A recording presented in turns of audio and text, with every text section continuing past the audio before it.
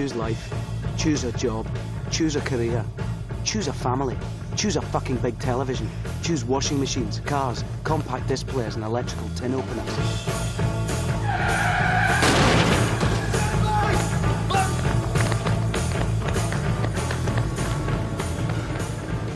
Hello everyone, welcome to a very special episode of Drive-Thru Movies. Now I know we normally do movies on this show, but every year in Scotland, Edinburgh plays host to the Edinburgh Fringe Festival. I am on my way there right now, and I'm going to go see the show Trainspotting. So today I'm actually lucky enough to be joined by Andrew Barrett, who plays Renton in Trainspotting Live. Hey dude. Hello, how you doing? Not too bad, you? Yeah, not bad. Thank you for joining me. That's all right. Down the back. This is not my normal car. I got this as a courtesy. That's alright, it's clean. It's got a sunroof. It does. Yeah. Some extra light, you know? Yeah. Gleam off my shiny head. Yeah. Do you know the way to work? I know nothing about Edinburgh, Great. so if you can direct me, it was I can do that. So how are you today? Tired? I'm a wee bit tired. My voice is a bit scratchy after the two shows yesterday. You know. So I just been to see it, and I mean, wow! I don't even know what to say. It was absolutely incredible. I mean, cheers.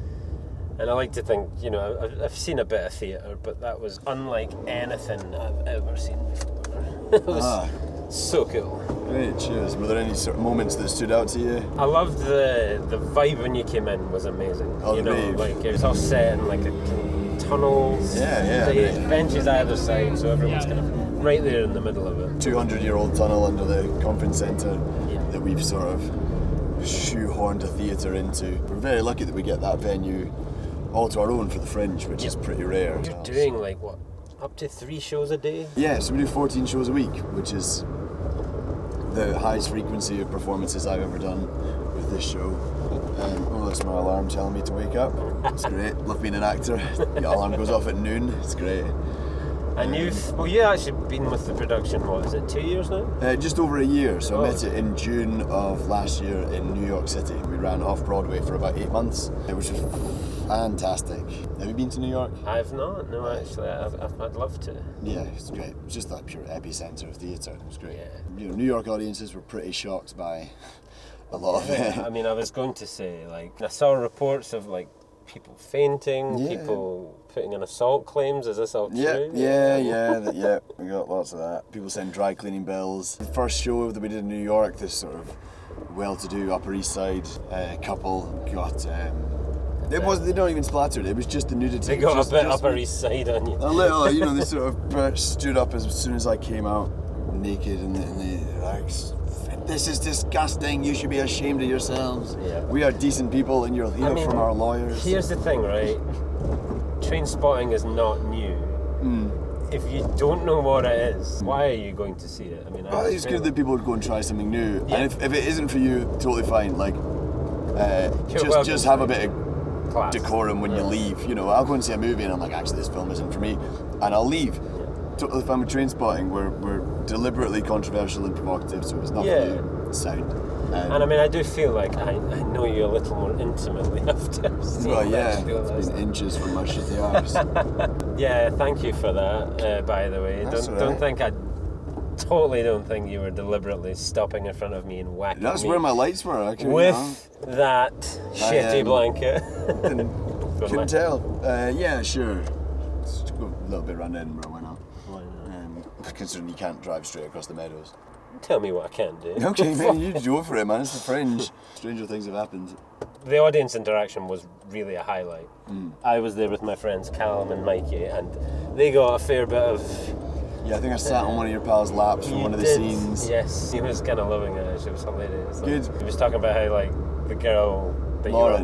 Lauren you were on the train with was like saying, what is he saying? And he was like, well, he's trying to say that, and you were just like, no. Just my fingers are stay out of this. Begbie was like making a puppet out of my friend Callum's face to make him speak at one point. Good. That was the first performance of that actor, actually. That was the understudy. Really? So he was phenomenal. So he played Renton 2 nights ago, and I got to watch the show. And then today he's playing Sick Boy, and tomorrow he's playing Tommy. James Thackeray is really just incredible. I thought everyone was on point. I mean, like, it's a hell of a cast. It's what, 75 minutes long? Yeah, running at about 76, 77 in the minute, so we're trying to tighten it up. I mean, if you've seen the film, you'll be familiar with everything that you see in it. Things are kind of rearranged a little bit. Yeah, we take the book as our source material. Yeah, I figured that was maybe what was going on. And we give little nods to the film, because you're going to have to. You'll be familiar with it at least, and to have condensed all of those kind of beats of the story into that time frame, I thought was phenomenal. It really gave it an amazing pace. There's no breath in it. You know, we've got a couple of moments where it gets a bit more tragic towards the end. There's some space to kind of like let these things land, but the rest of the show just clips along. You really have to earn these moments. There's no scene changes really. One scene doesn't end, the next one just starts. I really loved the way the narration worked. We'd be getting the performance from you, but we'd also be getting it being told from Begbie, vice versa. It was a really nice touch. Especially in a stage that's that long. Sometimes if you're down the couch end, it's kind of hard to see what's happening down at the other end. So it's good to have somebody kind of saying like, here's what's happening, and then when the scene changes, so everyone's kind of involved in what happens. So how many shows have you done now? I don't know the exact number. Olivier, who plays Begbie, does, but we started the Fringe at about 225. So yeah, about 230. Did it in New York for nearly 8 months, across England, and then this is my first time performing in Scotland in about 3 years, which is the longest I've ever done one acting gig. So it's great, and the show has legs after this. If I could, I'll play Mark Renton until I'm too old to, and then we could do the sequel. We could do T2 and porno, and that'd be great. But it's good. It's just I'm a clown, and heroin addiction is something that I'm really passionate about telling that story conscientiously. So I'm just love playing this role. I mean, the film and the book and everything have been criticised as glorifying heroin addiction, but I always thought that anyone that said that sort of missed the point.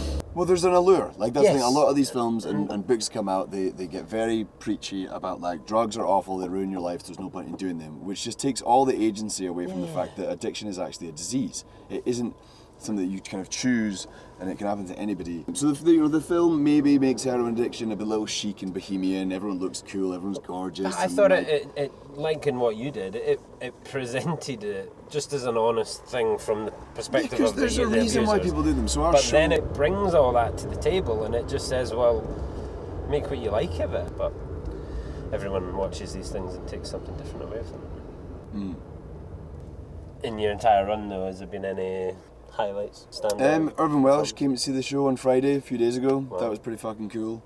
What did he make of it? He said it was utterly brilliant, which is lovely. He'd seen the show before, he loves it, but he hasn't seen the show since I've been with it. So that meant a lot to me because I've read everything that guy's written. We changed the show in October last year. It used to be 7 actors, and then we kind of condensed it to 5 actors, and the show went through this big change, and now it's even more kind of condensed and streamlined. But there was the last show that we did of those 7 actors was really special because it was kind of like a closing night. 3 of the actors were moving on from the show. And then we brought someone new in to play Tommy, and it was just a nice kind of button on it. I thought it actually worked really well, people playing multiple roles. I think being there in that location really kind of brought it all home, and it's uniquely Scottish in a way, Trainspotting, and it really, the language, the music, it always takes you back. I know, I don't know how we get those songs. There's Born Slippy, Comfortably Numb, we've got Supergrass, there's Oasis in there, huge tunes. And as soon as you hear Born Slippy, you just think Trainspotting. Which the movie has as well. It's got those really iconic, the first shot of Ewan McGregor and Ewan Bremner running down Princess Street to Lust for Life. There was a moment when Tommy starts totally breaking down, and the lights started strobing. They started repeating lines from previous characters. It was kind of haunting them. That was my favourite the nightmare scene. That was my favourite moment. It's meant to be absolutely devastating, that moment, because, as you say, you don't want to glorify these things. And we've got scenes where we kind of go look, drugs are kind of fun. You have really euphoric moments with all your friends. You'll make these really intense connections with people. Everything's a bit silly. But there's a cost, and I think we really hammer that home later on. We're there's a risk. There's a cost and there's a risk. And the characters become very unlucky towards the end. But that bit is awful, and how he chooses to heal from that moment is crap. So he drew a fair few tears. Oh, I know. Not that I'm gunning for that, but I did see a couple of moments where... I loved the bit as well. There was a girl that laughed when you were... Oh, but in the interview scene where I say, like, I've had a long-standing problem with heroin addiction. She went, bah!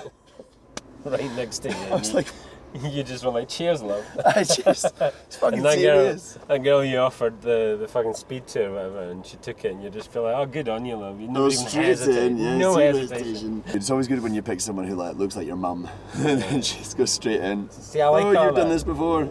I like all that shit. It makes it different every night. I mean, it does. It's what keeps it kind of live for me. You know, it's you took my drink and oh, it was fucking water. It was fucking water. I'd been drinking all day and I was just like needing some hydration. Yeah, then I stole it and poured it all over myself. I thought I was well placed. I really loved the... oh yeah, you had some of the best seats, I think. Thankfully I wasn't beside the toilet, it was across from it. Yeah, and I've been told to really... Well, I don't want to give any of that stuff away, but you're a bit safer where you are. In relative terms, there's not really any safe seats. Sure. It's a show that I think that absolutely everybody should go to see, but obviously, disclaimer to that is if you're squeamish, maybe just be warned. Yeah, we've got some graphic content. We've got some trigger warnings outside. Yeah, you do. Needle use, simulated sex. My favourite trigger warning violence. is this show may induce feelings of claustrophobia. Yes, it does. It's a hot. You saw how much I'm sweating out there. When people, as you say, have been drinking at the Fringe all day, suddenly you put in this hot, quite close tunnel with some really scary stuff happening at you. Yeah. So it can be quite overwhelming. But if you're looking for a really exciting Fringe experience, you can. I mean, that's what it was. Like, it wasn't just like going to see a show. It was an experience there, and it brought you into it, and it was really something unique. I hope you guys are very proud of it. Cheers. Because it was, and I know it's not entirely new, but the way you've kind of maybe streamlined everything and. Yeah, this staging of it is. I'm glad it's that's kind of just where been doing that for years and years. Like it was. They used to have like 15 actors and it was about 3 hours long, and then they've pared it down and streamlined it and recast it, and we're still constantly doing that, constantly like assessing how can we tighten this thing up. I love the moment we come up for the bows and people kind of like, oh, there's only 5 of them. Yeah. You know? I mean, the way it kind of flipped on you was really nice. It took you through a real roller coaster of emotions. You know, you spend the first good half hour just laughing, just in stitches, and then, really kind of like a drug trip, you know. Yeah, you've got the high, fucking great time, laughing your ass off. You feel better than everyone you're surrounded with is beautiful and hilarious, and then suddenly there's this like, you spend the next couple of days in a tragedy, in a Greek tragedy. And that's sort of what it's going to feel a bit like. A lot of people tend to get up to go for a piss when it starts getting tragic. Please don't. If you come and see the show, stay for the whole thing. It's only 75 minutes. Please do. So it's on for how long now until the... Show's on until the 26th. We have 14 shows a week, so every day except Wednesdays. 2 shows every other day and 3 on a Friday and Saturday. You are going to be knackered by I know, but I'm going to be You're going to ripped. You're going to look like Renton after a heavy session. I need to. Yeah, that's something I'm worried about. Just how much calories I need to eat to do that, and like stay hydrated because I've never sweated so much in my fucking life. Yeah. But I'm having a blast and getting to play Mark Renton in Edinburgh. It's fucking wicked. Yeah, where it was all born. Mm-hmm. I can't thank you enough for doing this. So yeah, go check it out. You can get it from the Fringe booking office online. As usual, give us a like, give us a subscribe, and I will catch you next time. This has been a Fringe special. Yay. Yay.